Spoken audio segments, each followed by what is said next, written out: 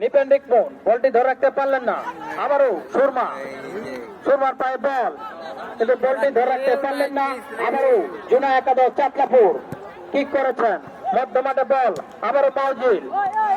বলটি ধরে রাখতে পারলেন না, আবারও চাতলাপুর, আবারও সুরমা, সবুজ দল বাড়ি দিয়েছেন 5 নম্বরের উদ্দেশ্যে, ডান দিক থেকে আক্রমণে আছেন, উঁচু করে কিক করেছেন, কিন্তু না, গোলরক্ষক বাসির খুব সুন্দর খেলোয়াড়কে চাতলাপুর কিন্তু থ্রোয়িং করলেন,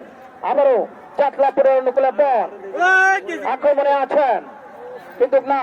এখানে সুরমা সবুজ দল বিপদ মুক্ত করলেন, আবারও 18 নম্বর পর্যন্ত ঝাড়সি খেলোয়াড়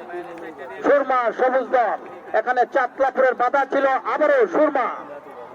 সবুজ দল বাড়িয়ে দিয়েছেন, নিপন রক্ষক 10 নম্বর পর্যন্ত ঝাড়সি খেলোয়াড় কিন্তু না।